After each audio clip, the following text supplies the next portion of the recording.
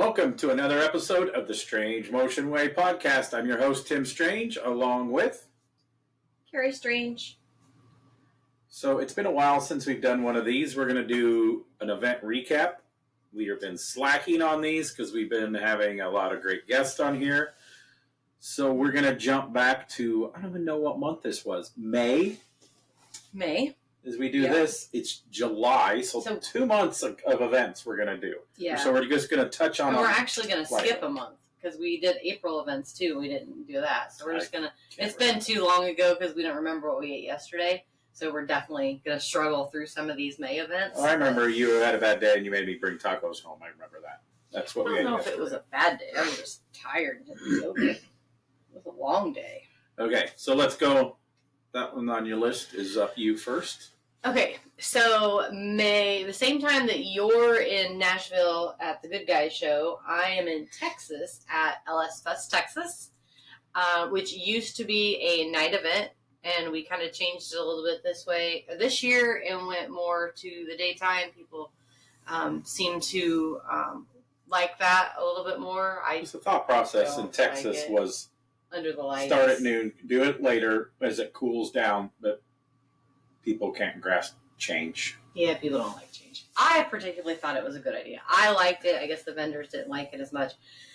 But anyway, it was a great event. I'm struggling to remember a lot about it.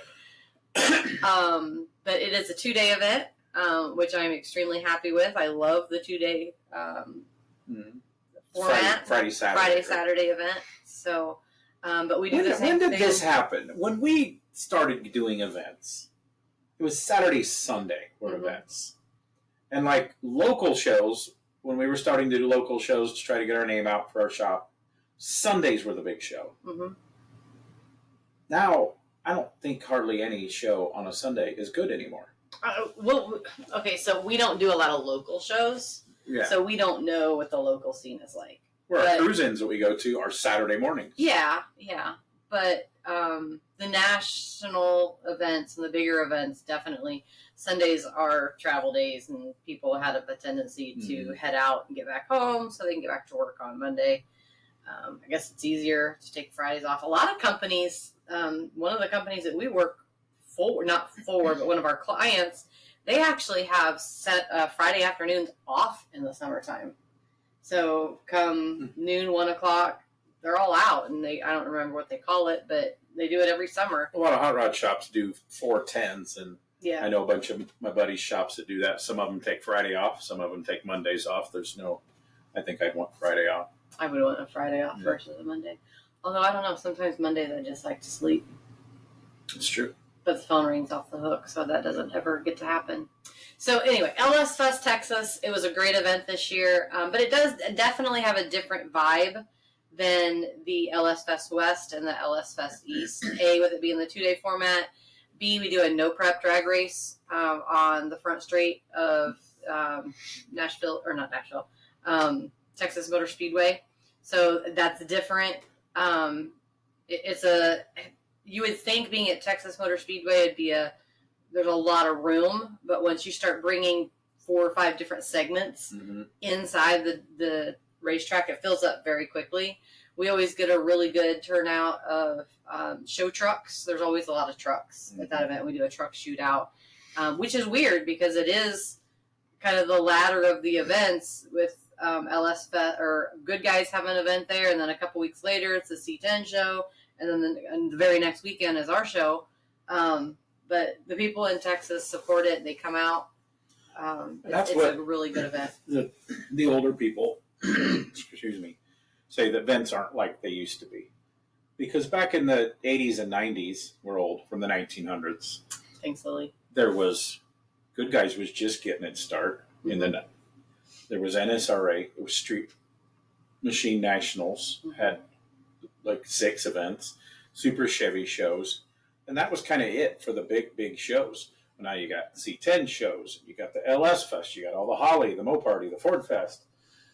And then, Good Guys has a lot of events. And NSRA has a lot of events. KKOA only has 2-ish because they don't always do the second one in Maggie Valley. So there's just, like you just said, all those events at that one venue. Nashville's the same way. A lot of these Mhm. tracks, I mean, Bowling Green, Good Guys never work there because there's so many events in Bowling Green. There's just, that's why I always say, within a 7-8 hour drive from here, you can pick 3 to 4 national type of events every weekend. Every Pretty weekend. much. Yeah. Yeah. And that's just like the car showy type. Then you got all your drag races and all your drifting and all your other types of events that, there's a lot for people to do. There's a lot of choices for people out there. That's why it's important for all these events that are, really trying to look for the next big thing to bring everybody in. So how did your, I was in Texas, how did your Good Guys Nashville go? There was a little bit of rain off and on, not too bad. I was out announcing autocross and helping with the awards, and Hot Rod of the Year comes to Nashville. Those cars came from all over the country. Worked out pretty good. The autocross we got done on Friday. On Fridays now we stop at 4. So then while we're doing autocross, which is our fastest, I don't know if I should say how fast some of the autocross people should say for insurance reasons. It's the fastest by far because we use pretty much the road course, part of the road course at the road course on the infield. It's been a few years since I've been able to go to Nashville. I think the last time I went there, I took the Corvair there. Well, this was the last one in their contract. They're moving it. Don't know where yet. All I know is the host hotel is by the airport we did this year, and it's going to be that so it's going to be same host hotel supposedly next year, and it's going to be in the city limits instead of driving out to the racetrack. So that's all I know. We're Nashville kind of locals, so we know of a handful of places that could hold it. Hopefully they'll announce that soon. I don't know. I thought they were going to. I think they will. They normally try to get their schedule out because everybody wants to get all their information. I've seen definitely by SEMA they'll have their schedule. Oh yeah, for sure. But they did something different this year. Did they do it last year, having the drag racing on the? Yeah, last year was the first year. I was going to say we got done at 4, and it worked great because that's when they came back on their Hot Rod of the Year. They leave about 10:30 in the morning. They go on a 100-some mile drive. They went to shops and stops around town. They used to rent the drag strip and then do burnouts and like 8th mile hits for the Hot Rod of the Year, but to save money, and it works, I think, way better. They do it like you guys do it. It's on the pit lane. Oh, nice. So it's not really 8th mile. They do burnouts. Mm-hmm. They hit them and they go, I don't know. It's not 8th mile. And it was awesome because we got done and here come the cars. Oh, so nice. I got to go over and watch the drag racing. Awesome. And it was awesome. And there was probably 30 That doesn't happen very often that you get to actually be a spectator. No, it was great. Well, allegedly I got tasked on giving my pick on my 5, allegedly. Oh, allegedly. They asked, a handful of builders. But even though they ask you doesn't mean that they listen to you. That's true. Yeah.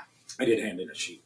But it was really cool because like the 30-some cars, they all made it back. One person had like a belt, fixed it, got back. They all made the drive. They all did down the drag strip. Some, you only had to do it once. Some were having so much fun, they came back and do it again. Hunter ruined a set of tires on his Model A Vicky.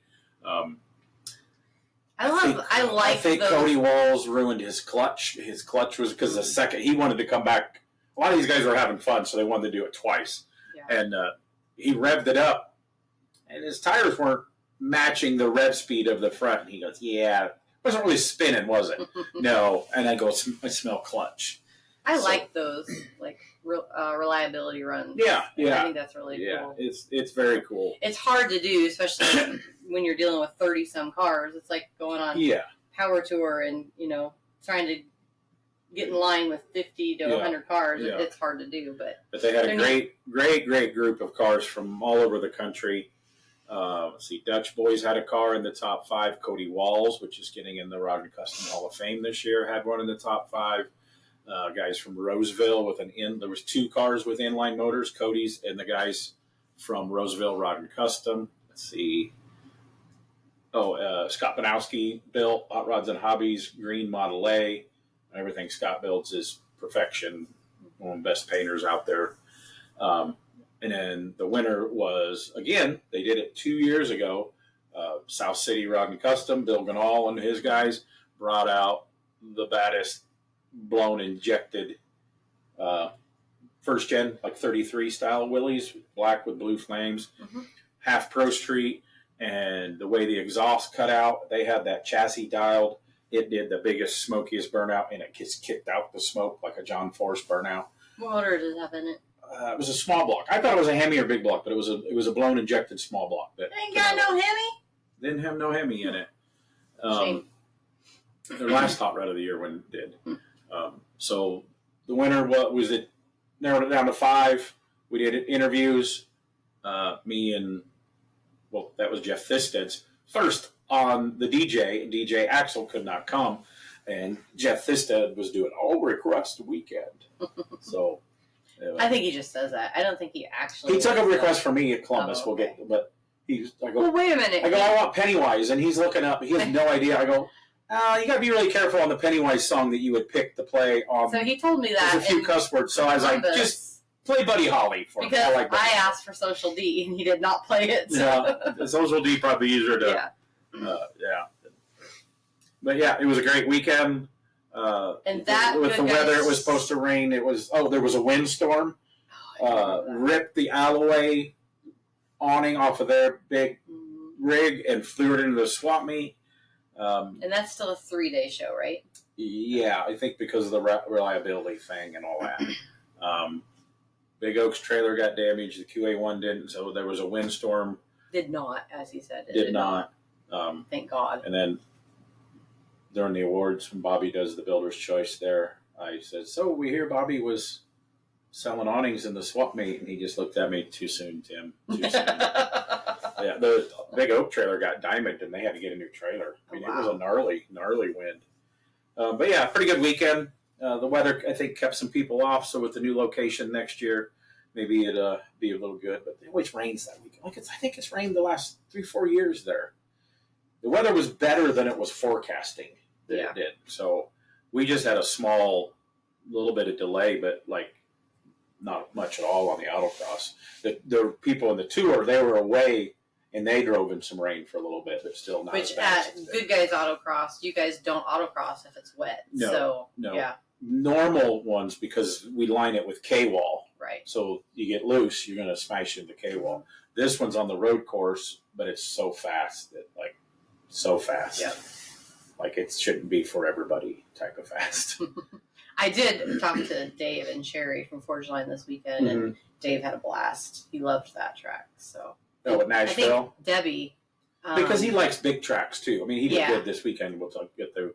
But he likes road courses and the Optima stuff. So that one is a big, big track. Yeah, he had fun and runs his first or second gen Camaro, and then he brings his C8 and runs. And then Deb Farrington, she was commenting on it because she loved that track, too. So. Yeah, some of the autocrossers are bummed we're not going back. Yeah. So then the next weekend, one of the coolest things I've got to do, everybody knows we're BMX people.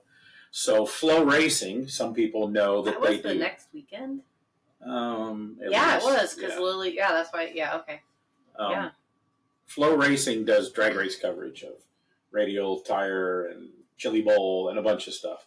Well, there's a Flow Bikes division, and for the first time this year, USA BMX is using them to help make their series look better, look more professional. Some of the lower income families are a little upset because you have to buy the subscription for Flow Bikes. But it's like $14.99 a month, I think. And the mom and dads are probably going to spend that in coffee at the event anyway. So choose how to support your sport, I say. And I think it's great. So they reached out to me. There's Eric Grindle helped some. He's the main announcer for USA BMX. And I got to work with Connor Fields. Nice.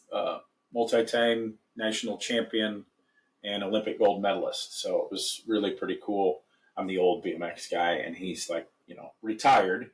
But yeah, we got to do interviews with the pros and, got them up talking about their main events and everything. Did that for 2 days.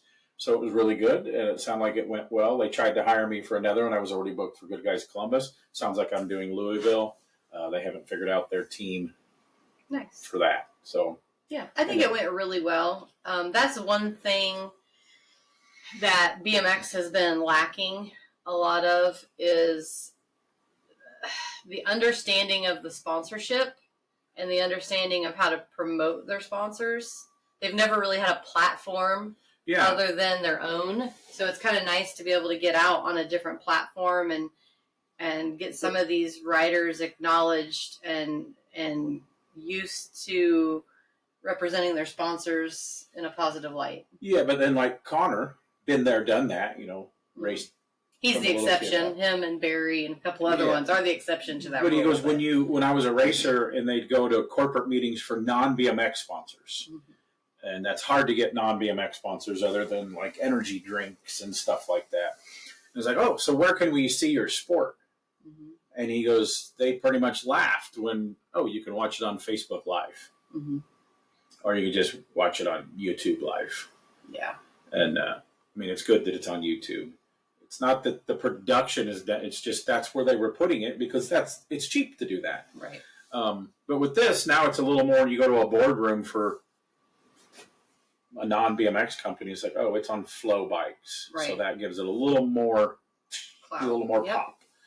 So I agree. So this is the first year doing it. Yeah. And when we were talking BMX, they called me again. The last couple of years, I've helped with the Hall of Fame induction weekend in Tulsa in September. And I get to go back again and help with the ceremony and do the red carpet interviews. I really enjoy the red carpet interviews. So I'm kind of a history nerd on BMX as I am car stuff. So I'm excited about that because I enjoy going. So yeah, I ride the free carpet and come along with you. Yeah, it's their 40th anniversary. So they're really, I know we're doing the ceremony induction a little bit different. Last couple of years I did red carpets, and then at the beginning of the ceremony, I would introduce, they'd all come up. This year I don't think they're doing that because they're hoping to have a whole lot of past because it's a 40th anniversary. Yeah. Miss Kitty didn't get in. She was on the ballot, but so yeah. So then and when everybody wonders, he is a history nerd for more than just cars, and pretty much everything he does on the red carpet is he's pulling it out of the air. It's the not only thing staged. It's not. The first year I didn't get a list. Right. Last year they gave me a list. This year they're going to give me a list so I can at least prep. I pretty much know who most of the people are. But he don't have his glasses on, so he can't read anything. Yeah, but they'll let me know. It's like, Woody Itzon's coming and Eddie Fiola's coming and whoever. Yeah. But you're that person that's following them around in the parking lot going, "Hey, what are you doing? Where's your bike? You got any parts? No, got anything for sale?" I did not do that. I did bring some old vintage magazines and had a few of them signed stuff to frame and hang on my wall in this shop. Yeah, okay, on to the next one. So the next one was my event. I went to Battle in Bama again this year, Talladega Speedway. Great event. It's my second time. Did I say that? Second time there. Their second time at Talladega. Was it your second time there? Yeah. And I said that a couple times. Yeah, you did. Turbo showed up. He did. Sure. Another great weekend. This time they kind of did it a little bit more. They didn't have me walking around with a microphone. They just had me about every half hour or so. They brought a sponsor or a VIP person to the stage, kind of like we did at Triple Crown last year with Kevin Ostie. And I just got to sit by the fan in the shade. It almost felt like air conditioning compared to being outside. I think it was sold out. They cap it at 2,000 vehicles. Some people don't understand that, and I think that's a very smart thing. Instead of saying we don't have enough staff to handle 3,000-4,000 cars and it being a cluster. So my hat's off to them for realizing the staff that they have, and they cap it at 2,000 this year. I don't know if they have room for a little bit more. So first year they had autocross. They had Big Oak, the grip autocross guys. Will Posey run it, and it was fast. It was on part of the road course too, and they're changing some stuff up next year. It was great response. I hardly got down there because I was busy doing it. I went walked down there a couple times in the mornings, seen some of my autocross friends, and it went over really good. So that event is really something to put on your calendar, I think. Infield at Talladega Speedway is awesome. It's such a great place. They have more food places there this year. They got mini truck area and Pro Street area, and what they call Millionaires Row. They invite like the cream of the crop to park on pit lane. So you get to park your car if you get picked on pit lane. How do you get picked? Is that just well? like I think the mini truckers kind of have a thing, and the pro streeters kind of have a thing, but like some real nice cars got picked to put in there. Like Tom Duty's Riviera got picked to put on there. So is that pit pre, or is like you're at the event and they ask you to come I think over? it's both, okay. because I'm doing stuff when they're parking cars, but I know some people, some of it's pre, like they've already like invited some, hey, come to our show. And then when some roll in, because they do a drive-through judging out as you enter through the tunnel, then they might radio over, hey, this guy, Carrie Strange, is coming in her purple Corvair. We invited her to be, and they'll give you a ticket or a chip or something. It's not a chip. I need to be in Millionaire's Row with my purple Corvair. I'm just saying, if they see something cool, then they're like, oh, you can park there. Which Lily and I were going to drive the Corvair down. Yeah. But you guys were busy. Life happened, and we were busy working, so that didn't happen. But yeah, I didn't get my OBS truck done. So this is two shows. It's Battle in Bama and OBS Nationals. So they parked the OBS trucks separately, and there was over 400 OBS trucks. And so, for those that don't know, what's an OBS? It's an 88 to 98 Chevy GMC truck. Okay. I don't agree with the name, but that's the industry name. Okay. And then so the award ceremony takes a long time, 2.5 hours. And because they do OBS, best truck, best four-wheel drive, best two-wheel drive, best paint, best engine, top this, top that. So it's a whole, and then the best to show gets a toolbox and a whole bunch of stuff. And then the Battle in Bama, the same thing. But before, they do a charity auction before the awards. This is a planned charity auction. There's tailgate benches, there's a golf cart, there's a go-kart, there's all this stuff that people have donated. And they pick, kind of like your cars and cones, they pick somebody in the truck world that's going through a problem. This guy was going through cancer, so they picked him as the recipient. And like the people that was at Triple Crown last year, it takes a special group of people to do this, and these people are there at Battle in Bama. It was the craziest thing I've seen, and then at Triple Crown. In different crowds. So there were some people that were the same people. But like this one couple, they bid and won this like 90s Firebird golf cart. Got their picture taken, and they're excited. They donate it back. They paid $3,500 for it. Donate it back. If you don't know what that means in an auction, meaning they still paid $3,500, sell it again for the charity, and it brought another over $2,000. It was like, that's incredible. Well, then as all this stuff goes, there was a brand new Harley that they were raffling for something else, but they did it right before the awards. They pulled the ticket. Those people won the Harley. I was like, well, that's instant good karma right there. And then the people goes, donate it to the charity. And then it brought like $18,000 or something like that. Wow. They raised $69,000 in like 40-some minutes of the auction. It was, I didn't do the auction. They had an auctioneer guy, but it was incredible. I mean, they had all kinds of stuff, and it was an auction. It's just, it's great. Custom skateboards going for $800, and it's just, yeah. That's awesome. Yeah. Very cool. So then, I don't know if it was the next weekend, we get a call from our friend that's a BMX dad, or through Silva's, that he is the head of, I believe now. Oh, no. That was Power Tours before that.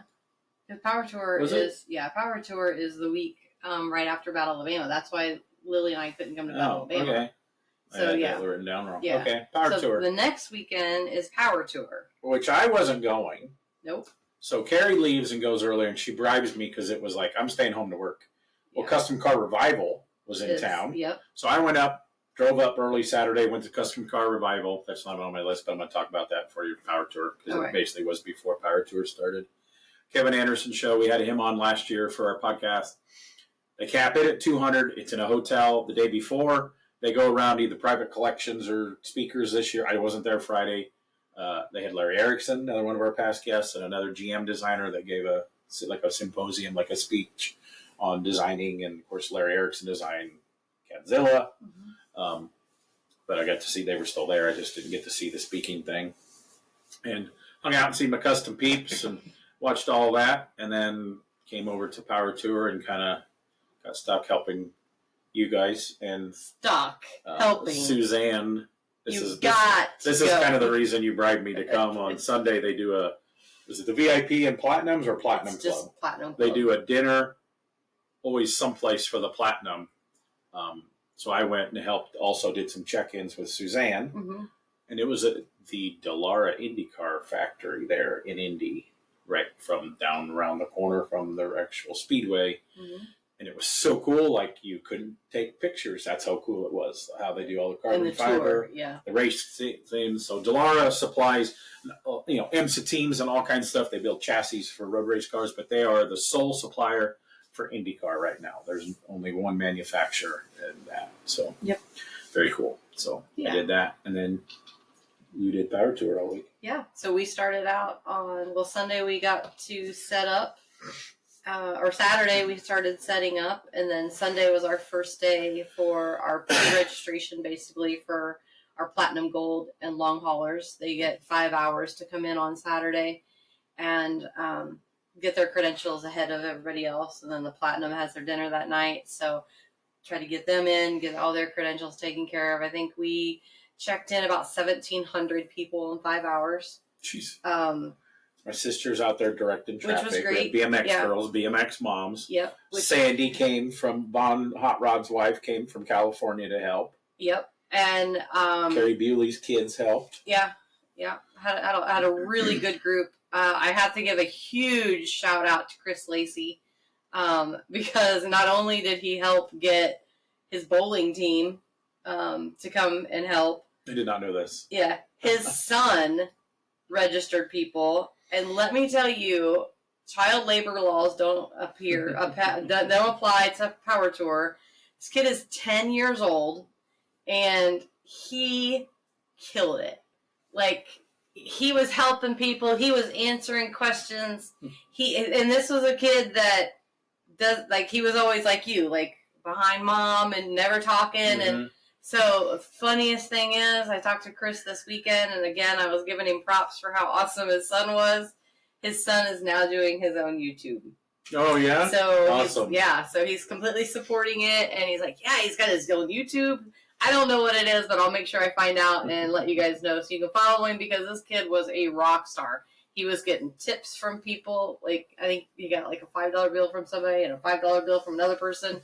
They'd come up, and he had all the answers. He knew what he was doing, and he was thorough. So, had a great group. Everybody was great, but a 10-year-old was phenomenal. So where'd you guys go this year? So we started out at Lucas Oil, the drag strip in Indianapolis. And we were there Sunday pre-day, and then the full day on Monday. Had drag racing, autocross. We autocrossed at Indy for the first time. We've been to that facility since we've been running it 3 or 4 times. This was the first time we autocrossed there. We checked in over 2,200 people on Monday. It was pretty insane. The line was pretty long, but it moved extremely fast. As the people were coming in and seeing the line, they were commenting to your sister. And she's like, nope, it's moving really good. And the one guy actually came back, and it was like 29 minutes that he was in line. And it was an airport, weaving through. And so the team killed it. It was awesome. So how many registration stations do you have open for the first 2 days of that? 18, 19 stations are open, give or take, a few, so potty breaks and lunch breaks and all that fun stuff. But man, these guys didn't stop. It's the same group of people that are there Sunday, that are there Monday, and they're standing for, they get there at 7 in the morning, and we don't leave till 6 at night. So, and they don't take many breaks. So they're rock stars. Then we head out on Monday night. We tear down and then head out to our next venue, which was Chicagoland. So the participants, the people that drive, a good percentage of them stay in the town, hang out in the hotels, allegedly might party, go to restaurants and all that. Yep. And the crew that does it and all the vendors and they tear down, and then they drive to the next place at 9. Right. And so that's... So you guys have to get up early to start setting up again. Yeah, this year's tour was good. There wasn't a lot of long drives, so I think we stopped and had dinner almost every night except for one, which is kind of nice. You know, the team kind of gets to. But to start off the week, you go to one of our last guests, Larry Dixon's wife's chocolate place. That's right. Anytime you're in Indy, you've got to stop and get some chocolate. And I bought chocolate, and we ate chocolate all week long. And it's chocolate or something like that, and it's in Brownsburg. I know it's in Plainfield. Oh, Plainfield, yeah. In the shopping center. In the shopping so stop center. and support Larry Dixon's wife. Yep. So off to Chicago for stop 2. And one of the best things about the tour this year was the weather was phenomenal. Like, I was cold. I had to buy a sweatshirt in June. So normally it's hot as Hades and we're miserable. But this year the weather was perfect. It was actually kind of chilly. But we took off to Chicago. It was Tuesday. Which was great. Your dad got to come up and see the power tour and get the behind the scenes. Still doesn't understand what you do for a living. He doesn't, but he got to get presidential treatment. So he got escorted in and got to sit by registration and kind of watch the whole process. He thinks it's escorted. We like to call it. He doesn't listen to this. No, supervised. My dad needs supervised. Yeah. So that was good. Chicago, we did drag racing again. That was all we did there. Yeah, we only autocrossed once this year. So we did drag racing. Oh, yeah, it was nice to be back. Yeah, it was nice to be back at Chicago. I don't particularly like the Chicago area. The roads were not so great, but everything else was good. It was a good stop. And then day 3. So it's been a long time since I've been to Chicago. Good Guys used to go there. Been the drag races there, and we lived in Illinois. It used to be kind of out. Is everything built? Is that why it was on? Like, it was closed for a couple of years. They thought it was going to be tore down for housing. Is there a bunch of housing and warehouses and stuff? Has it grown out to the track like a lot of places have? Like Nashville, it hasn't, but there's like a Amazon and stuff. There has, but it's not like they did build hotels. Is there stuff there in Chicago or not really yet? What do you give me that? Am I supposed to pay attention to anything outside the venue? Because I didn't. Well, it used to be like 15 miles from anything. Oh, no. There's stuff. I mean, it's not like heavily populated, okay. But it's still like there were still farms around it. Yeah, there still are. So then we decided Suzanne was gonna drive that night because we have an RV, and her and I decided to split driving duties. So she was gonna drive. We did not want to go through Chicago or there's some other town. So we took the back roads all the way to Fort Wayne, Indiana. And every night... She went through lovely Gary, Indiana on the highways? But we went through some beautiful back roads. Like, we did good. But every day, leaving the venues, our RV was the first one to leave. Yet we were the last one to get to the hotel every night. So we have fun. We enjoy it. We don't necessarily do the route, but that night we did. We did a lot of the route. That Suzanne was hallucinating and realized that she didn't have her glasses and maybe she was a little too tired to be driving? She did pull over, and I did take the wheel after that, and then I did drive the rest of the tour. But she's a great navigator, and I love her to death. But yeah, so next day was Fort Wayne, and that was probably our hottest stop. And it was probably the one that we were the most skeptical on space, but everything worked out really well. There was a town halfway through that opened up and did a little festival thing and invited everybody in, so that kind of slowed down the main traffic. And then, apparently there was, some backups on the interstates. But again, when you've got 6,000 cars going down the same road, do the math on how many miles of traffic that is. But that one, it was a good stop. We actually stayed open late that night. I'm still always amazed, like any type of car show, oh man, it's hard to get in. And it's like, even the one, there wasn't that many outdoor cars, but they were still complaining on the traffic to get in. It's like, none of these people ever been to a concert, to a hockey game, to a basketball, a football game, NASCAR race, IndyCar? I mean, yeah, traffic's a thing when you're going to these things. Yeah, so when you're bringing hundreds of people and thousands of people to one area, it's going to back up. Yeah. So, but we did. We heard that there was issues on the interstate, and we stayed open another hour later. We were actually supposed to close at 5. We were all there till after 6 o'clock, punching people's credentials and making sure everybody got taken care of. And then the next day we head off to Michigan. So, since you said that, if nobody's ever done Power Tour, what do you mean, Carrie, by punching credentials? So when they check in on the first stop in Indy, the long haulers, gold and platinum, they get a credential that has all the stops on it, and they have to go to the main stage and get a punch, and it's a different punch for every stop. Nobody other than myself knows what the punch is until we get there that day. So it's not a normal punch. Punches. They do try to steal the punches. It's not a normal one. So, but it's a very random one, not anything that you can go to a local store and buy. So they have, because they have to prove that they were at every stop in order to be a long hauler, in order to get their stuff at the end of the tour. So we're off to Michigan. This was another venue. It was Fairgrounds. I don't even remember that. I don't remember where we were at. It kind of gets a little blurry after changing. We were in Michigan, someplace by the water. And it was a fairgrounds, and we were a little concerned about it as well, but it was probably one of my favorite stops. It was super cool.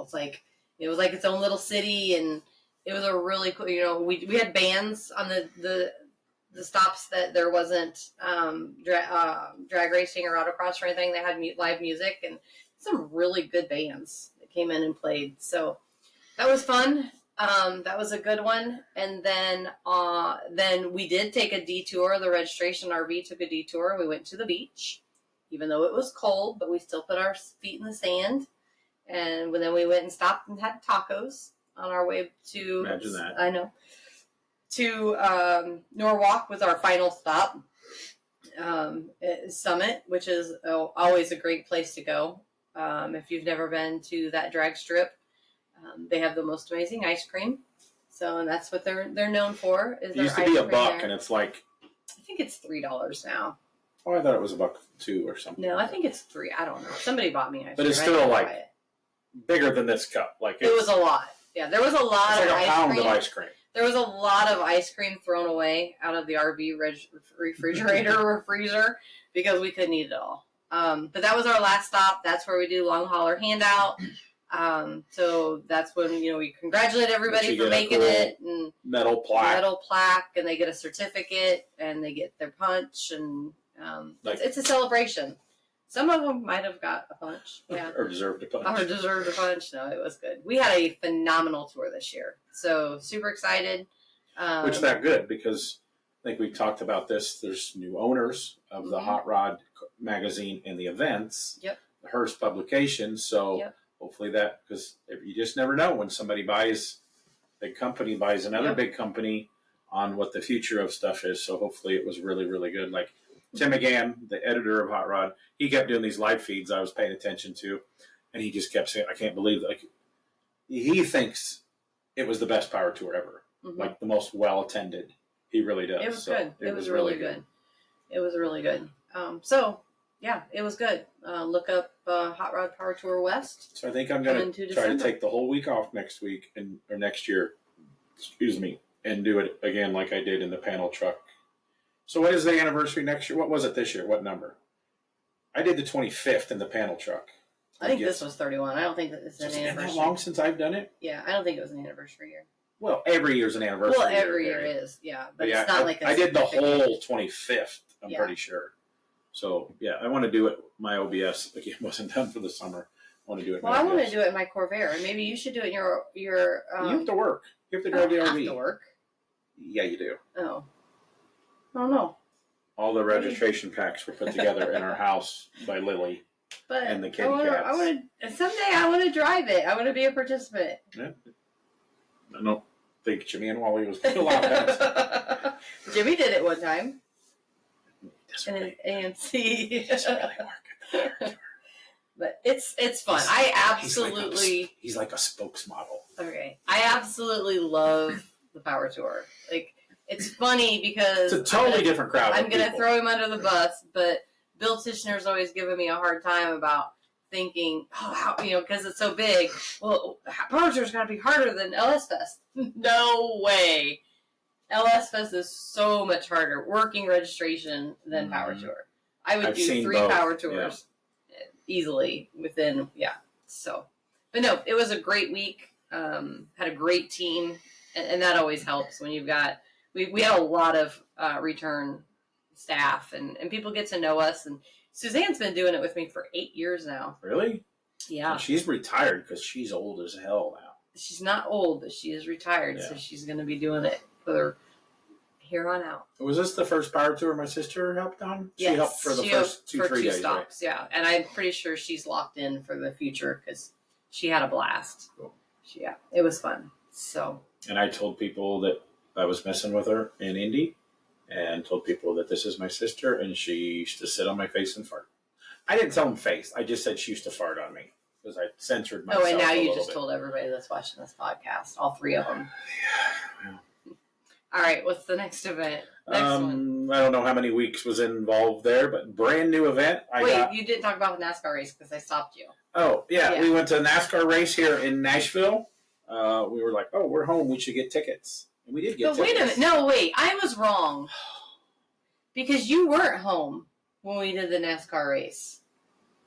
I went to the NASCAR race. I know, but you were in Talladega. And then Lily and I came home from Talladega to go. Yeah. I was wrong. Write it down. Whoa. Write it down. All 3 listeners. You just heard my wife say that she is wrong. Because Lily and I went on Saturday, and then you, me, and Lily went on Sunday. Yeah. Okay. Yeah. Okay, anyway, my bad. So I was at Battle in Bama. Battle in Bama gets over Saturday night. I drove home. Yep. So we went to the NASCAR race because it's like 50 minutes from the house. Yep. And it's always good when we're home. Sometimes we're not home that weekend. And we bought some tickets. Well, then we got tickets through one, I'm not going to say who, so they don't hit him up. Right. But one of our BMX families from North Carolina, works for, he's the head of the Roush engine program. Mm-hmm. So he's like, you guys want garage passes? Yes. Never been garage pass at a NASCAR race. I've been in Indy a little bit. Ed Capon got me some passes one time for Indy. So it was really cool. We got there early. Super cool. You guys kind of got it all figured out, told me where we could. I still got in trouble for being someplace I wasn't supposed to. I got in trouble too on Saturday. The only thing is you're on your feet a lot, and there's not a whole lot of places to sit. There was a little area to go and sit. That fan zone area that they had. That was actually really nice. Yeah. And Lily and I almost big screen over there. But it's hard to watch the race because we're walking up and down right by the pits. In the pits, we got to go out on the grid, and when they did the national anthem, even we're out on pit lane with all the drivers and the fans, and they cleared. We got to sign the finish line. We did. We walked out there while the bands were playing. Yeah. Jerry Horton was there, and Jacoby representing Papa Roach because they're coming to Nashville in the fall. Of course, Jerry lives around Nashville, and so that was cool. They bring a lot of celebrities in, had some singers, some entertainment, and sat on the grass for a while. And then when they clear out after the national anthem, then we just pick.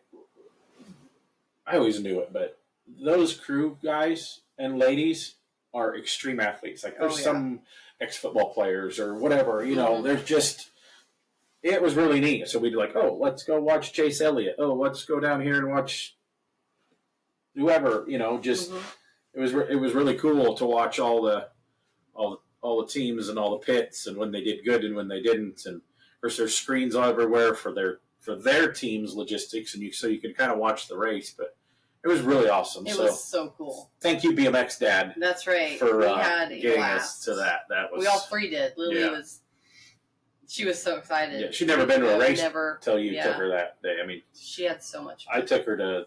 I guess I didn't talk. I went to Hot Rod Reunion for a day to watch the Hopes race, and you guys were coming back from Power Tour. And she's never been to a drag race, so she could not comprehend bracket racing. No. Which. It's taken you 20-some years, almost 30 years to understand bracket racing. And Lily, I think she got it at the end, but she just couldn't understand the faster time losing when nobody red lit. Yeah. When it was a heads-up race. Yeah. And it's like, oh, they had a low, like her. I was trying to explain to it in BMX terms. They had a bad gate start. Mm-hmm. And then that's finally, she's like, oh, and then sometimes you have to go faster because you have to pass those girls. Your lap time was faster, but your gate was slow. That's finally how she's like, oh, okay. But it took a while. I was really impressed that Lily was asking so many questions instead of just like hanging out. I was too, because you guys were exhausted. We were exhausted. We left Norwalk, Ohio on Friday night about 6 o'clock, and we drove to Cincinnati. We had dinner at Ford Garage, which I got in trouble for because Tim wanted to go. Myself to go. And then we left there and drove to North Elizabethtown. And ended up spending. We were going to try to make it all the way home, and then that's when you and I were talking, and I realized that it was Hot Rod Reunion, and I'm like, well. Originally, I thought I was going to be able to announce it, Hot Rod Reunion. But they had 3 announcers. I did go up in the tower for a little bit, see Loans, another one of our past guests, and but they also had rain, so they didn't really need a 4th announcer. So, but that was cool. So we ended up staying, and Lily was the rock star and drove us to that point because I couldn't have made it. Michael Hope.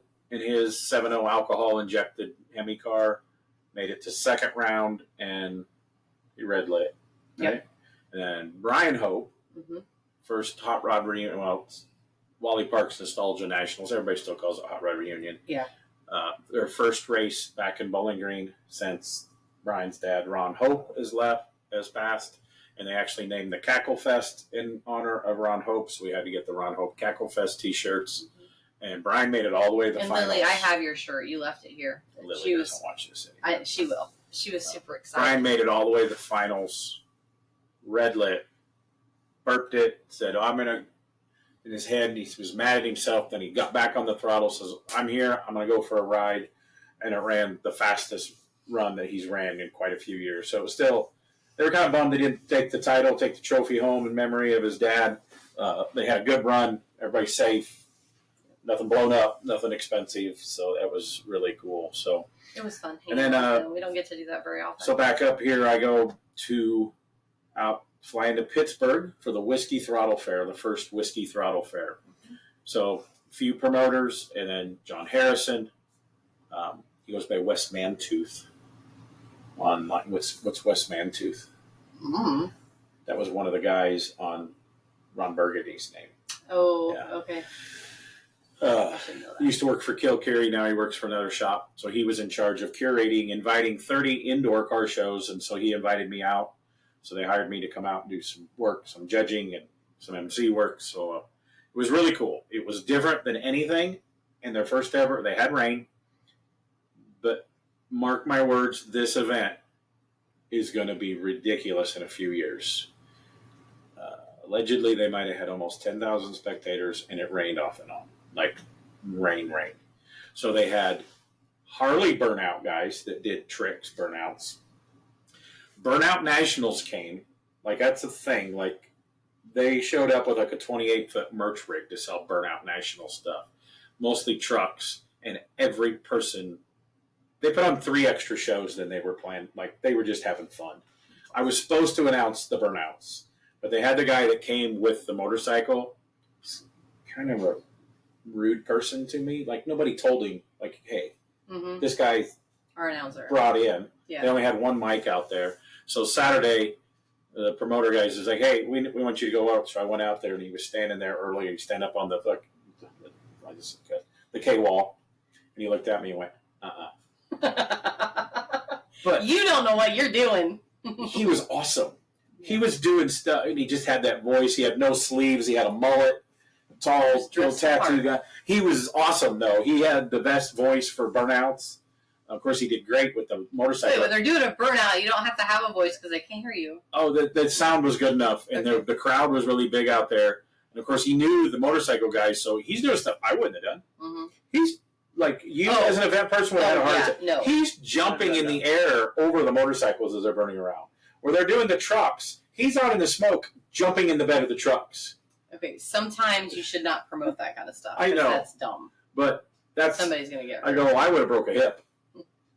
And but it was really cool. And then, so then there's 2 buildings for the indoors. There's going to be 50 invited for next year.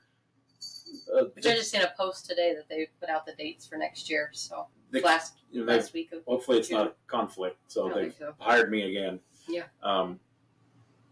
Handpicked from trucks to street rods, traditional stuff to pro street stuff. Like there was a big variety of stuff. John did a great job inviting people. Boris brought a car. The Kindig 12 Air was there. The guy that owns it is local. Put him right in the middle. Weird. Some of the people complained that should not be in competition because it won the Riddler. And the one guy had a very nice car. Not going to throw him under the bus and say what car. He didn't build it. He bought it. That's okay. But it was built in like the early 2000s. And that was the guy. I mean, it won a couple awards. And allegedly I might have said, well, pretend my name is Bobby Alloway and I'm going to tell you to go home and build a better car. And he looked at me and he kind of giggled and he goes, touche.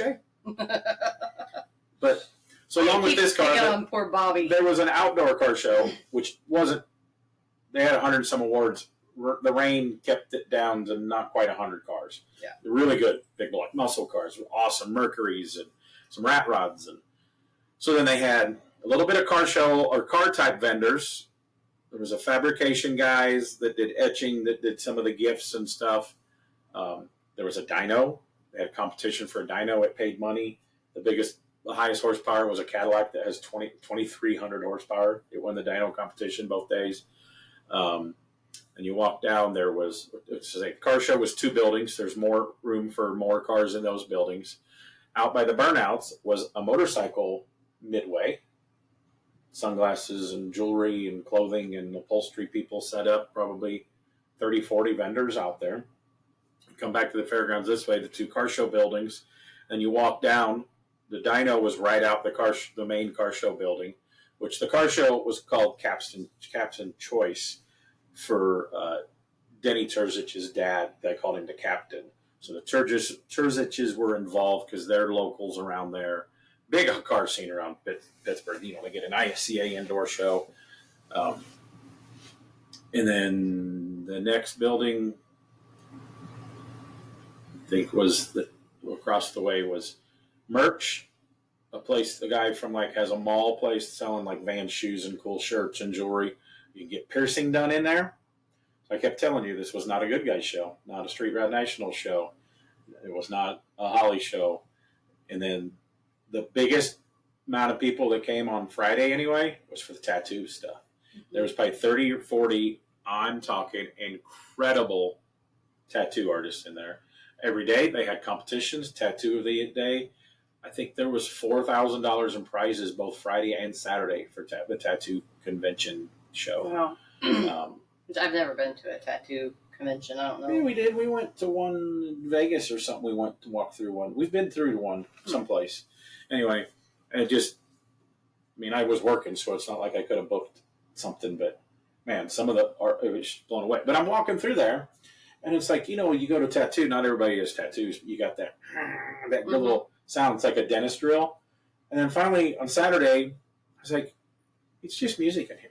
So they're all using battery-powered, because they don't have enough juice in there, battery-powered tattoo guns. And I talked to them, and it's like, yeah, it doesn't vibrate as much, helps their carpal tunnel, because when you're drawing on people all day long, you get your carpal tunnels really bad, and they're supposedly easier to clean. And some people say, oh, we still use the other ones in our store, the shop. But it was really cool. Learned some stuff. But yeah, it was really, really neat. Tattoo care and all that stuff was in there. And then there was an indoor motorcycle show. There was an outdoor motorcycle show. And I announced both the car show and the motorcycle show awards. And the motorcycles, for some reason, they did the awards on Friday night. And some people was like, well, why do we have to stay? But everybody stayed in the building. All kinds, from ape hangers and grave bikes to my favorite was this guy. It didn't look done until you looked at it because he hid all the controls. It was a rigid, skinny tire. He built the wheels. He built the frame, everything. Springer in the front. It was awesome. And the next building was, they had a stage in there, and they built this 100-foot bar. And another reason it wasn't NSRA or Good Guys or Holly, there was bartenders and then biker people running around in G-strings, spandex, and some pasties. So, yeah, it was very entertaining. It was very... Yes. Yeah.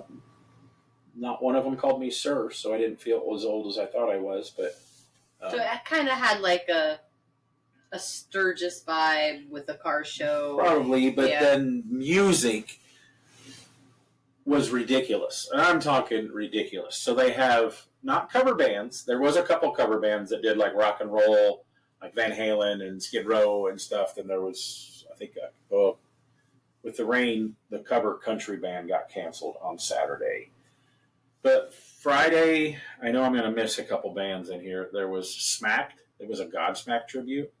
And if you would have told me it was really Godsmack, I'd believe you. I don't know what I know their songs, but I don't know what they look like. There was an Ozzy tribute. It was incredible. Like, even between songs, he's talking like Ozzy. And then to close, there was somebody else on that day.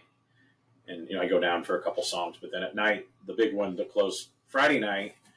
And most of these bands, I guess, these tributes, they travel all over the country, but they were mostly from Pittsburgh. So they got them really affordable for the first event there. Was a Kid Rock tribute. This band's been doing it for 15 years. He didn't quite look like Kid Rock. I mean, he did, but and he was awesome. Like, I think he screams better than Kid Rock does. It was really good, and a lot of people came out. And a lot of people, because you're 40 minutes from Pittsburgh, so that's why I flew in. And then Saturday, we did the car show stuff. Well, we did Friday night for the car show, we did a top 7. And then Saturday afternoon, we did all the car show awards for that.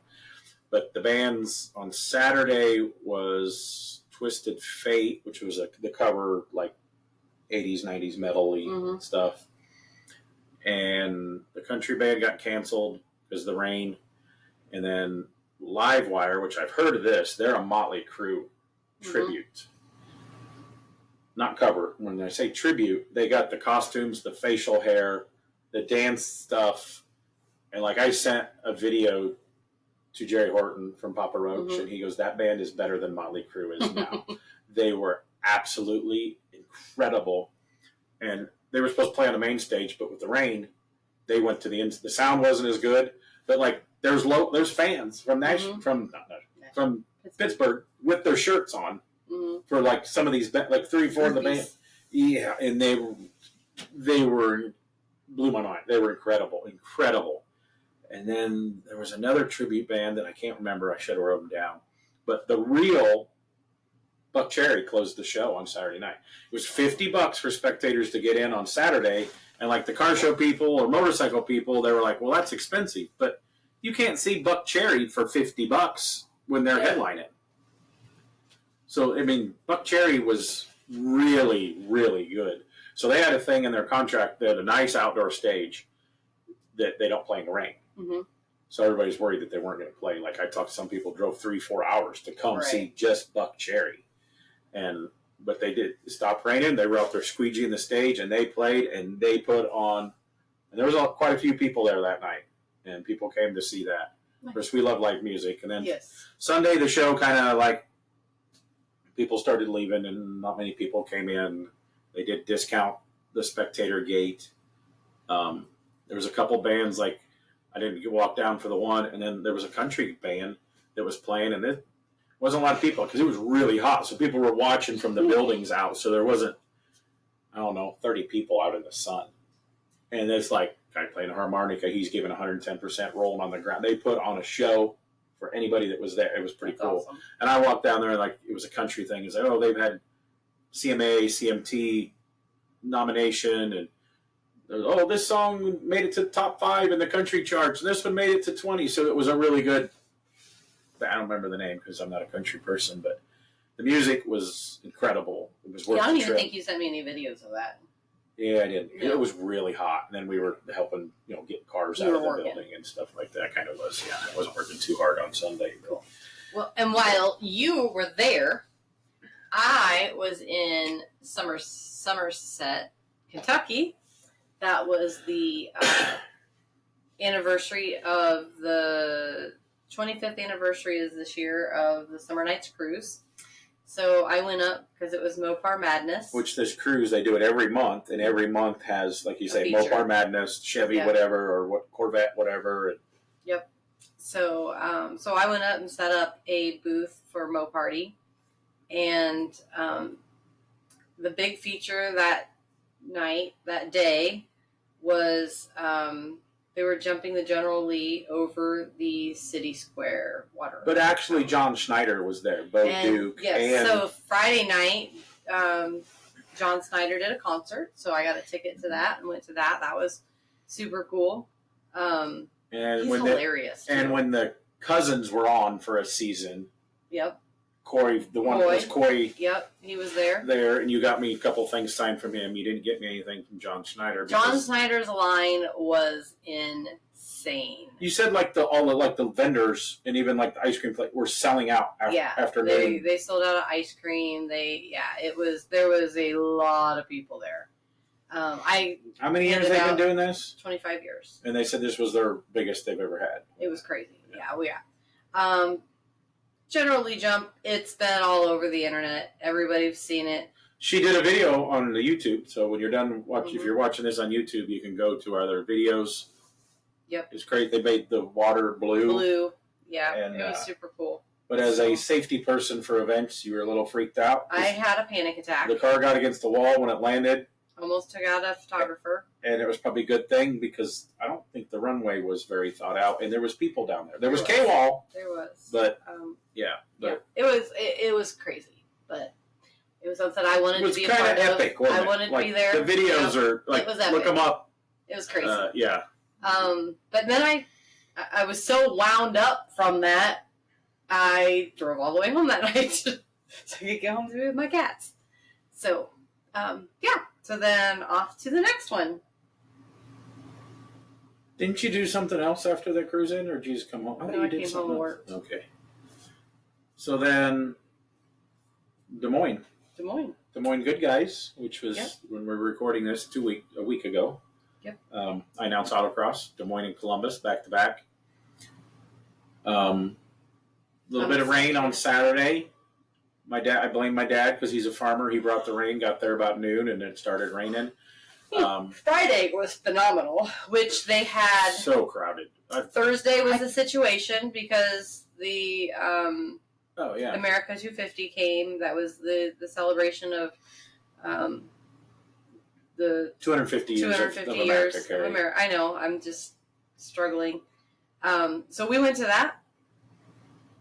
We enjoyed it. Cool. We're not big political people, but if you're in town and it's free and a president's speaking, but it wasn't just him. It was celebrating America. Mm-hmm. So it was all these people that seemed to be important. Again, we don't really watch the news, but the head of the agricultural department, and then the EPA, they were waving, and the people that you hear about, and all these different FBI directors, because they didn't all speak. There was a lot of people spoke. There was, it was a long day in the sun. Lee Greenwood was there. That was the coolest surprise ever. Awesome. And he looks good. It wasn't a surprise. If we would have paid attention to stuff, they did say he was coming, but we don't pay attention to that stuff. Yeah, and then he came out and sang. He was good too. And the president came out.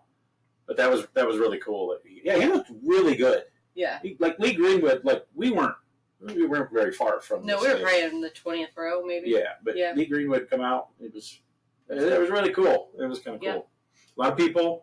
Yep, that was at the Iowa Fairgrounds. Had nothing to do with Good Guys. But they did have a car, the car from the T-shirt. The Revision rods, cool. They had it up there. He didn't talk about hot rods, but he did talk about gas and electric and having a choice. But the car was right up there. Right up there. And builders went to the thing. They didn't know it was going to be there. He gave somebody the keys to put it in the building, and it was on a rollback, and they put an American flag in. Yeah, it was really cool to watch. Really cool. I mean, imagine Tyler walking this car that he built. It was on the event shirt anyway. That's kind of why they picked it. And oh my God, my car's there. And so the setup was weird. All the vendors had to be there a day early. Mm-hmm. We talked to some of the vendors in Optima. Secret Service guys came around with drug dogs and everything. Mm-hmm. And then on Thursday, they weren't setting up there. The other side of the fairgrounds registration, because the fairgrounds is so big there, registration was still fine. The traffic from that side was fine, and it went really smooth. Yeah, and Mike Scott says, I have 2 numbers for the head of Secret Service on my phone. I don't even know who I am anymore. He goes, but they were all super nice. Traffic, by the time we decided to leave and get to our car, 25 minutes we were at our hotel. Yeah, but we had a good parking spot to get in and out easy. Yeah. So it wasn't bad at all. It was in the lot where the autocross is. Mm-hmm. K-wall and fencing were up, but none of our electronics. But that fencing was different. The fencing that they had for that was black, and the fencing that the John K-wall was still the K-wall. Yeah. So the crew came in, the autocross crew came in at 2:30 in the morning, started setting up everything. We're normally on Friday start racing at 9. We started about 10:15. Mm-hmm. The crew was exhausted. You know, it's all John's relatives working at that one in Des Moines. They all come in. And I still can't believe that we had racing. Mm-hmm. When we seen all that set up, food trucks, porta potties, stage for all the news people, it was nuts. And I was like, we're not going to race before noon. And I almost offended John when I told him that. I didn't tell him until after we were running. So we ran a little bit late. We ran until 5:36. We ran an extra hour. Yeah. We ran until 5 because we usually stop at 4 on Fridays. Mm-hmm. So then Saturday we're running one of our biggest turnouts of the good guys that I'd go to for autocross. We had by the time the weekend was over, some people double drive. We had 108 drivers and almost 70 cars of stuff. So awesome. Yeah, so it was crazy. And then about noon, gully washed. I had just gotten all the way over on the other side of the grounds to get your dad with his scooter. And where was my umbrella? It was all the way back on the other side of the grounds. But your dad had just gotten out of the car, and it started raining, and we stood there for a little while. And then I'm like, "Why don't you guys get back in the car? We got a little wet." But they dried the course. We did our shootouts.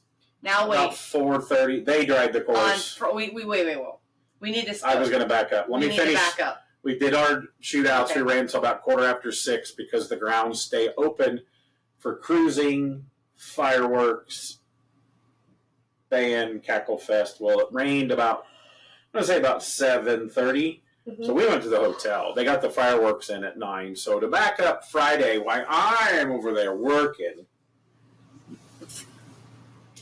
So traditionally, it's the 4th of July. Were you in a T-ball tournament? You have a participation ribbon, Carrie. Yep.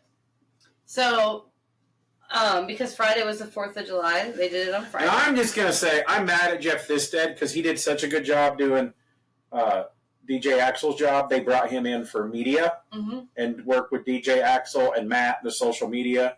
So last year, they got I got to go announce the watermelon eating contest and help judge the pie eating contest. Thisted got to do it this year. And they had a pin-up contest. It had a lot of girls. Like 30 girls. Yeah. So, yeah. I noticed that it says participant, not winner. Well, you can't see that from here. So they all think that I won. You got second, though, didn't you? Close. Oh. No, well, it depends on which time. So the first time we had to eat because a kid cheated and got in our competition, and then he was not the smartest kid in the world because he won and he could have won the trophy, and he's like, well, I'm only 14. So they were like, we got to redo. And I haven't been eating anything other than meat. So after eating that first piece, I struggled with doing it the second time, and I couldn't do it. So I just gave up and just slowly ate my piece. We had some of the leftover watermelon. It was really good watermelon. It was good watermelon. But yeah, so I love the 4th of July weekend and that event. It's my favorite Good Guys event because we've been going to it for 20-some years. It's about the same size as Columbus. It is. But it's a little bit different because it's 4th of July in the middle of America. Currently, I mean, they do all the Builder's Choice, they do all the finalists and all that, which Thisted and DJ Axel did the award ceremony. But there's no street rod machine of the year. I think they should bring back custom rod. I think they used to do that there. Rod too. So there's a lot of custom. The seriousness there. The seriousness is cranked down just a little bit. Yeah, going to Columbus because everybody's just like in chill mode because it's 4th of July and they're eating burgers and the fairgrounds. They're hanging out with their family. Incredible. The fairgrounds is phenomenal. Yeah. I love the Des Moines County Fair or the Des Moines Fair. So then sometimes we stop and see family and don't always come all the way home. Sometimes we do, depending on our kitties. The last couple of years we have came home. Yep. But But on we Wednesday, did go Sunday night. We get to your mom's. It's just in Illinois. And then I went and stayed with my dad today. And then we boogied back to Nashville. The guests that were last week, Nash Speed, Murpho and Colette, got invited, and they threw our name in the hat, and us, and then Jane Rose, singer from the awesome Rockabilly band, and I forget the other guy's name. We'll see him Saturday at the Cruise Inn. Just an enthusiast from Nashville that doesn't work in the industry. We all got to be on Nashville Public Radio, NPR radio, for an hour talking about custom car culture and hot rods. So it was really cool. We came back and did that. It was really neat to see a professional studio, a radio station with different rooms, and they got a music room for acts to come in, and they treated us all really nice, and it was funny because they went in and they did a sound check, and they're like, oh, but you guys have a podcast. You do a podcast. You're familiar with all this stuff. And we're like, we don't have any of this stuff. Yeah, it's very... we are low budget. Yeah. But it was neat. It was really fun. It was very cool. And the guy, I'm blanking on his name now. He did a good job. He did. He's like, just call me out if I'm doing something, saying something stupid. He did his research because he admitted I am not a car guy. And he did good. He did good. He did really good. They played a clip from the Rockabilly Rumble of guys explaining hot rods. And then we went on first and was like, yep, that sounds about right. And so that was really cool. And then we took off, got to Cincinnati, got up from that morning, went to TB Products. We did. Know them. They do the BMX awards forever, but now... They also printed these shirts. Yeah, I got cat hair on me now. Yep. And then you work with them. I do. They have started doing all of our awards for our fest events.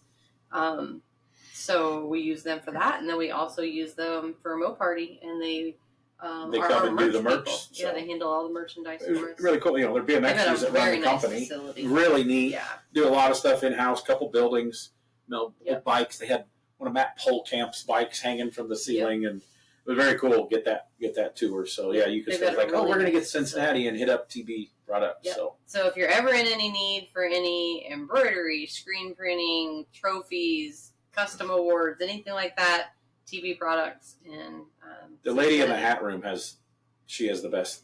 It's air conditioned in her room. Yeah, she's got it made in there. So we make it to Columbus, the big one on the Good Guys circuit. Fairgrounds is still under construction. But, man, those worker guys there, worker people, there was still dirt. They were still mulch machine putting dirt that they're just going to have to scrape back off to make the event look good. The amount of work they've done since last year, they've got big old buildings and big square footage that will be done next year. So we had, like, Des Moines, our average autocross lap was 39-40 seconds. This was 18-20 seconds. It's crazy. But it's just mentally exhausting because you don't even have time to tell a cool story about people. It's just, they're maybe from this town and they got this motor and they might have forge lines in Willwoods and that's the time and here comes another car. But it's nonstop action. And the spectators like it because they might be, I don't like a Mustang.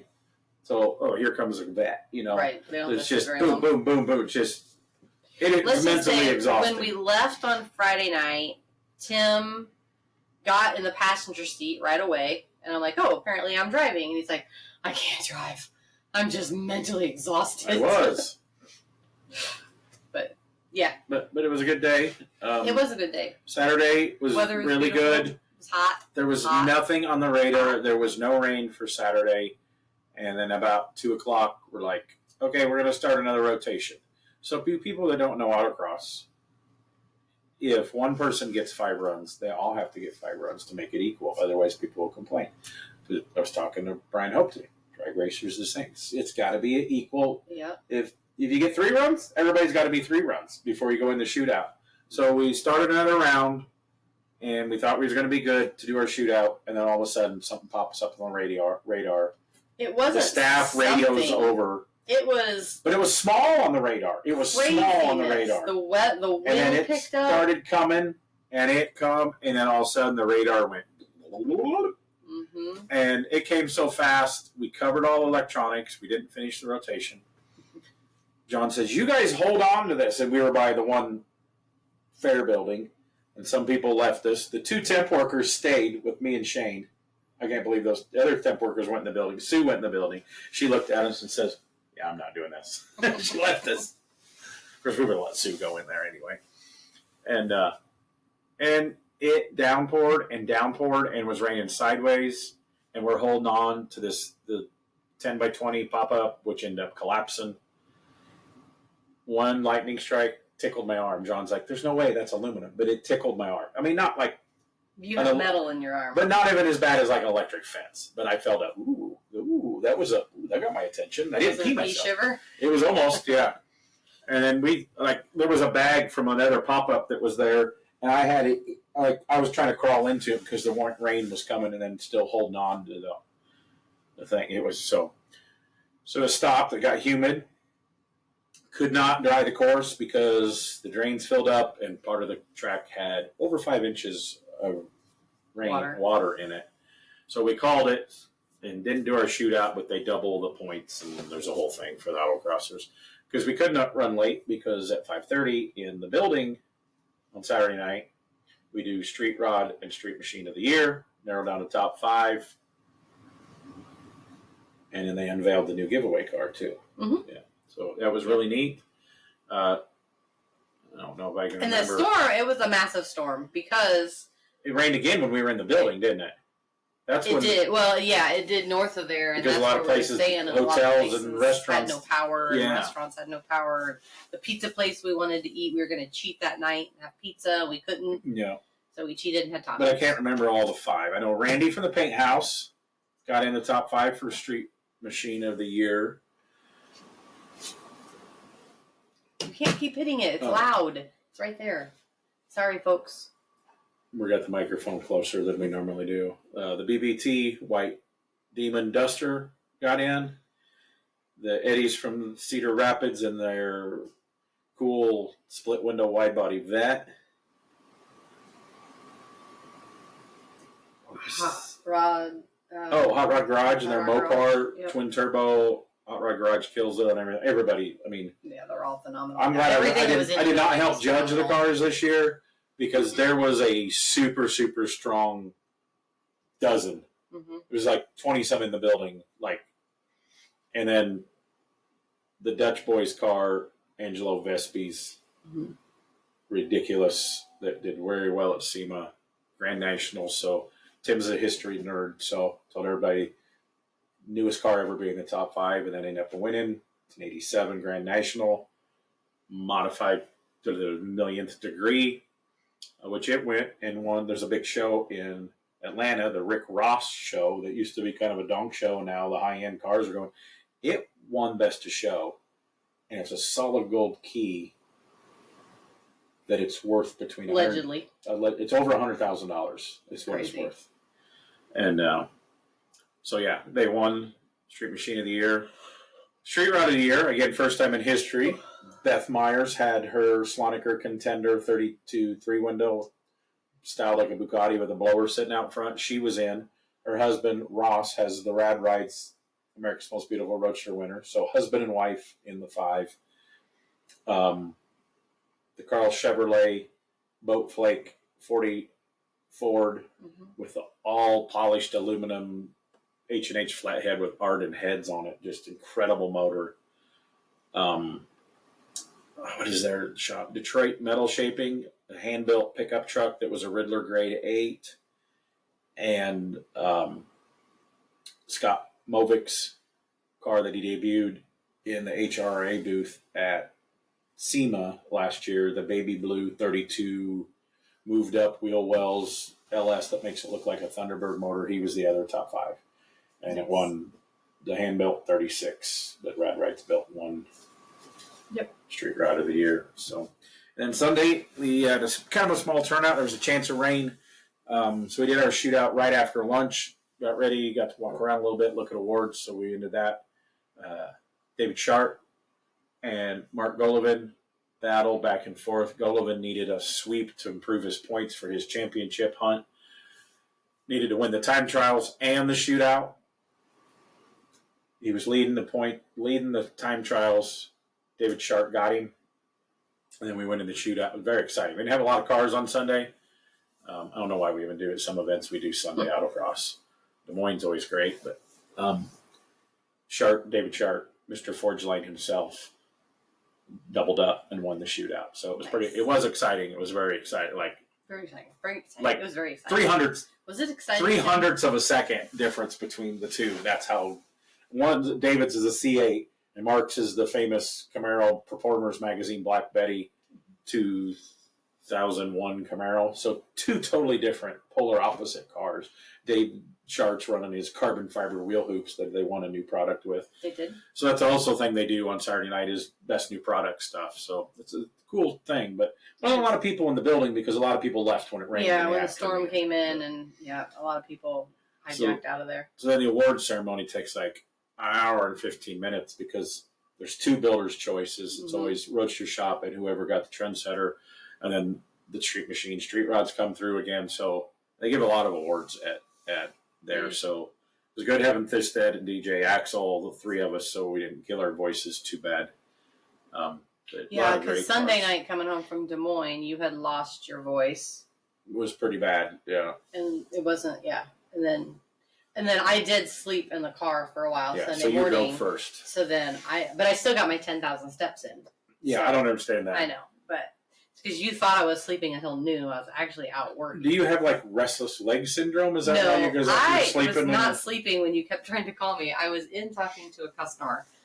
So, yes. So that was good. But the other cool thing that they had was the Tri-5 building. Oh, yeah. So the Tri-5 building, they always do in the one building, they always have my thing fell off. Yeah. They always have a feature, which they did Trendsetters one year. We took the 54 there. Yeah. But they had the Tri-5s. And of course, Sullivan's Cheese Whiz was in there.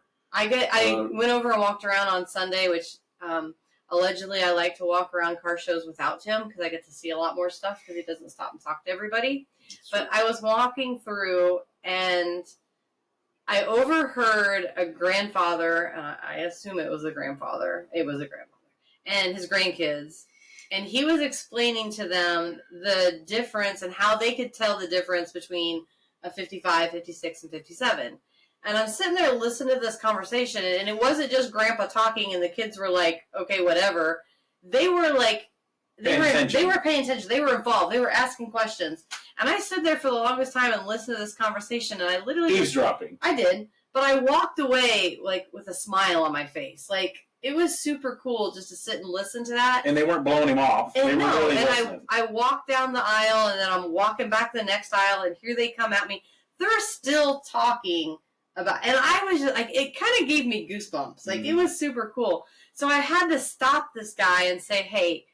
I didn't mean to listen to your conversation, but I just like your conversation with your grandkids was a highlight of my day. Like it was the coolest conversation listening to you guys and their excitement and their wanting to learn about this. It was super cool. And he's like, "Oh, thanks. Is Tim here?" And I'm like, "Are you kidding me?" Like I was thinking that I'm talking to this stranger, and then he knew who Tim was But it was super cool. The kids were, I don't know how old. They weren't super old. They were probably 8, 9, 10 years old. But they were like, Grandpa was teaching them. And, that doesn't happen a lot nowadays. So it was super cool. And then Jennifer Randy Borchling's wife. Yep. She gives everybody Jesus, this little rubber Jesus. She always gives me a handful. Tim gets lots. So we gave them to a few people. And like people say, you never know what people are going through. We gave one to our waitress that one night. I thought she was going to cry. She was so excited. And I gave them to a couple of people. And then another friend that they posted today on Instagram because they have it on their thing. Mm-hmm. So that's kind of cool. Yep. So that's our recap. We got a few cool events coming up. We're getting ready to go to Salina, Kansas here in almost 2 weeks. Taking the 54. I got to get it polished up and loaded up. Taking it down to put in the Garage Museum in Salina, Kansas. They've got a Custom Camps of America section room where the KKOA Hall of Fame is on the wall and the revolving trophy for the 777 award at the Ledge Sled Spectacular. So we're going to drag the 54 down and put it in the Salina, Kansas Museum. So we'll try to do a little video and post on our YouTube of it. We're going in the museum. We're going to place it hopefully on that Thursday. The show's Thursday, Friday, Saturday, Sunday event. So Thursday's kind of a slow start, so hopefully we get there. We can put it in the afternoon. And then we got Street Rod Nationals coming up. Well, on the way home, we're going to stop and get a van. Oh, we are getting a van? I believe so. So if anybody out in the Kansas area has a van they would like to give us. Dodge Chrysler van that, still runs. Because why? Because Vandemonium at Mo Party. Okay, we need to wrap this up. I got to pee really bad. So, so then you've got Street Rod Nationals coming up. We've got... we'll do event recaps on these. Tri-Fives, you got Roadkill Drags. Roadkill Nights. And then we've got the Hall of Fame induction at the American Museum for Speed. Yes, we did some postings. Yep. Carrie did an event on Facebook. I still don't have Facebook. So the Starbird National Rod and Custom Car Hall of Fame for 2025 is August 23rd in Lincoln at the American Museum of Speed. You can buy a ticket. Because there's a dinner, and you can come and sit there and see the new class. There's 6 awesome people getting inducted. I'm not going to say who they are because some of them have not chose to tell people yet. Yep. Some have posted about it when they got their letter. Really good group. I'm going to say we're doing 6. And then some past Hall of Famers are hopefully coming. It's the same weekend as Pleasanton, and I guess there's still some Pebble Beach stuff winding up. There's so many events. There's so much stuff it's hard to find anyway, a weekend. So, we had to get it within. A couple people was like, it's hard in the summer. Well, nobody wants to go to Nebraska in the winter. Yeah. Yeah. So there's always something going on. But anyway, let's quickly wrap this up. So so that weekend, the 23rd, mark your calendars if you're available. Come check that out. And then the next weekend, you'll be doing the BMX Hall of Fame. In Louisville. Oh, yeah. We'll be doing Derby City. Working with I plan on racing that weekend. Flow bikes again. Yep. I'm going to be back on the bike that weekend. And then we go right into You should September. maybe at least ride around the driveway. I will. So we go right into September with, for me, LS Fest, Mo Party, and then we'll do the Hall of Fame induction, or the Hall of Fame for BMX, and then back for Ford Fest. When you're at LS Fest, I'm at Triple Crown. Yep. I'm going to go to Mo Party. Did you say the Vandemonium is with Vice Grip Garage? Derek from Vice Grip Garage doing a van race, kind of like the Cletus does the Crown Vics, but it's the Mo Party. So Bullet contest. They need vans. We need vans. This is a very fun event. It is. And a huge swap meet. The swap meet's awesome. To me, even if you're not watching the drag race because it's a Bowling Green drag strip, the swap meet's worth a trip if you're a Mopar guy. It really is. If you're a Mopar guy. Really, really good swap meet. And there's a lot of Mopars out there. So they need Dodge Chrysler minivans donated. If you're a company and a sponsor, you can bring your own van. And you have to pass tech with your van, but yes. Yeah, it's got to have a roll cage and safety equipment. You can put your logos on the side. So our next podcast is coming up. We're recording it in a couple days. We are. And he might be driving. He might be a driver. He might be a driver. He got a little bit. He'll need a booster When I seat. said that to him the other day, and we were talking about it with his sponsor there, he got a little taller. Like when we started talking about, because he was like, if he doesn't back out on it, he's backed out on us before. He's not going to back out. Our next podcast will be an in-studio guest. In-studio guest. Yep. So, all right, let's wrap this up. And thanks for listening to our review. Give us some feedback. Watch our platform. Give us some feedback again. That's it. So, got some great guests coming up. With Tim Strange and Carrie Strange. Turbo was here and Axel was here. Have a good night. Thanks, guys. The Strange Motion Away podcast, brought to you by Royal Purple. Premium synthetic motor oils and high-performance chemicals have been designed to improve performance, provide long-term protection, and give you the confidence to push your vehicle to the limit. Royal Purple Premium Synthetic Motor Oils. Hey welders, ready to upgrade your gear and save some serious dough in the process? The Miller Build with Blue Savings and Rebate Program has you covered. Find amazing deals and cashback rebates on a wide range of Miller products, from welders to plasma cutters and everything in between, all backed by our 3-year warranty. Don't let this opportunity pass you by. Take advantage of the Miller Build with Blue program now. Visit us online or stop by your nearest Miller distributor today to start saving.